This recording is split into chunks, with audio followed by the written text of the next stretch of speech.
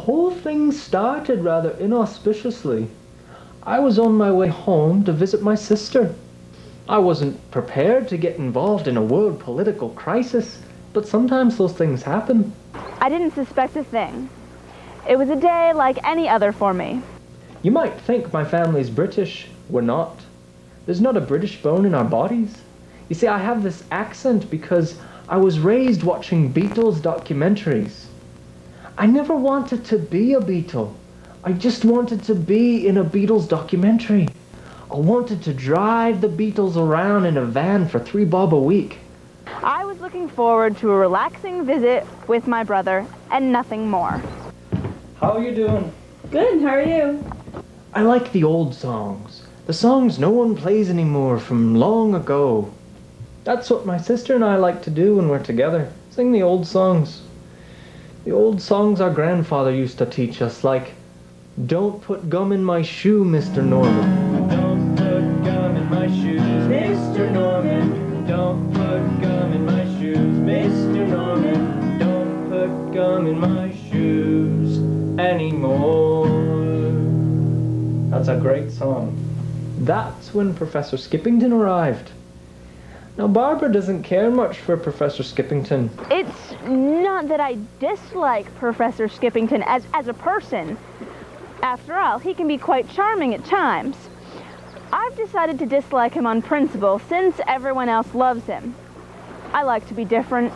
What I like about Professor Skippington is he loves the old songs. It's uncanny the way he shows up. If anyone from miles around are playing some tunes from the old days. There is one thing that truly does annoy me about Professor Skippington, and that is whenever he shows up, you can be sure Joe Smith isn't far behind. He's a bothersome individual who's always snooping around for a story. Besides that, he keeps a pencil in his nostril so as not to lose it. Professor Skippington. Now, he's a remarkable man, I tell you. And one of the main reasons is that wherever he goes, there's always something going on. He's sort of a lightning rod for exciting events. Me grandfather was very superstitious. He used to say to me, "Son, if there ever comes a day when you find noodles under your hat, it's bound to be a terrible one.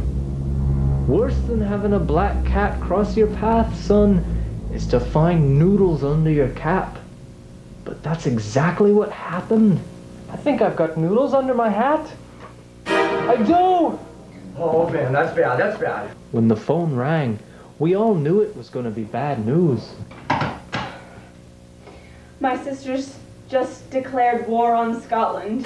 Ordinarily, I wouldn't think one person declaring war on a country would be very effective.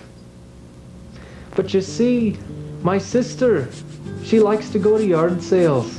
And one day, she was at a flea market, I believe, and a man had just come back from a buying trip in Kazakhstan, and he'd picked up a few nuclear warheads.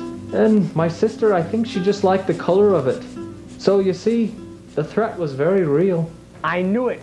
I knew it would pay off following Professor Skippington that day. It always does. Another big story, and there I was with the exclusive. So we formed this war council, and one of Professor Skippington's friends, what was his name? I can never remember anybody's name. That's my problem. So I just call him by the first thing that pops in my head. So Hosni Mubarak, he had come up with the whole plan. I think that Barbara and Professor Skippington should go over to the ambassador, calm him down, tell him what's happening, and then Joe and I will rush over to Susan's house, and we'll try to get her to stop these crazy antics is what we're gonna get her to do. That's what we gotta do.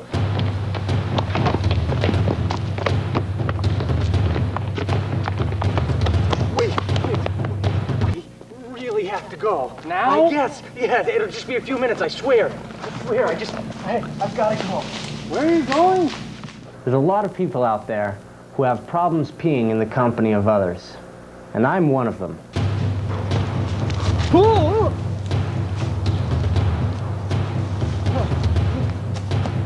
Howdy! You couldn't perhaps tell me how to get to Elm Street, could you? I'm kind of busy. Oh, I see you're peeing. Mind if I join you? What? That was the most humiliating moment of my entire life. The professor knew that the Scottish ambassador enjoyed a midday stroll in a place called Lumley's Field. The ambassador was overjoyed to see Professor Skippington, so that at first the professor couldn't get a word in edgewise in order to tell him of the crisis. Once he got it out, however, the ambassador was, to say the least, not pleased. She did? What? Good gosh! What am I gonna do? Skippington attempted to calm the ambassador down, which for a while seemed like a fruitless endeavor, but bit by bit he managed to soothe the angry Scotsman. The professor assured the ambassador that the nuclear threat would soon be neutralized.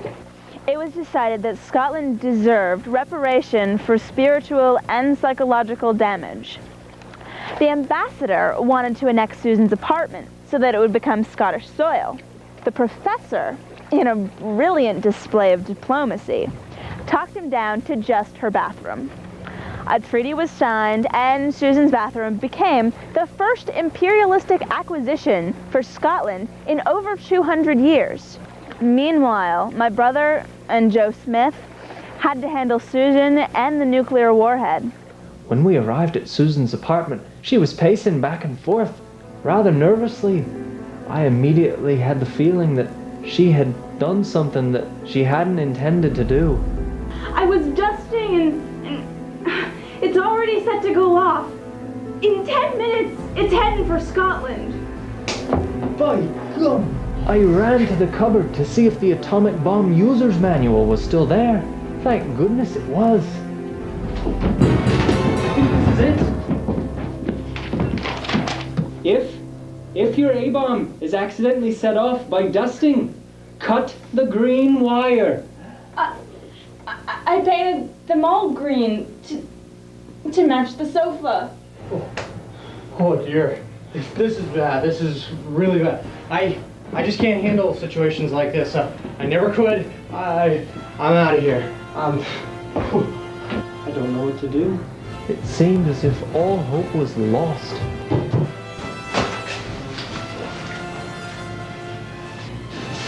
Have no fear. I am here. What are you?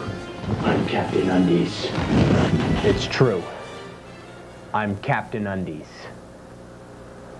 For years, I trained myself both physically and mentally, until the day finally came when I felt I was ready. I only needed a symbol that would strike fear in the hearts of villains. As fate would have it, a bat flew in through my window. The maid rushed in and tried to shoo it out with a pair of my clean underwear. That's it! I jumped up from my seat and cried. What? The maid asked. That shall be my symbol for justice. The bat? She asked. No, I said. The underwear.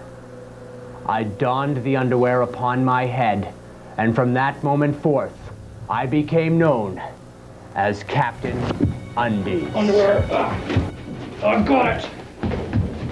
So, it was Captain Undies and Professor Skippington who saved Scotland from nuclear devastation.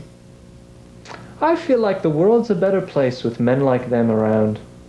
I mean, I feel like I can go to bed at night and say, God bless you, Captain Undies. God bless you, Professor Skippington. I'm glad I have friends like these. Layla, you have a nice nose, oh Layla. You wear nice clothes, oh Layla. Won't you go out with me?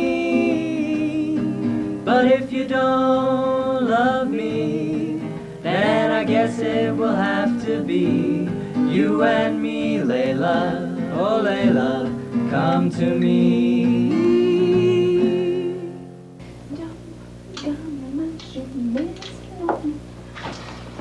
You see, all this land here will be ours.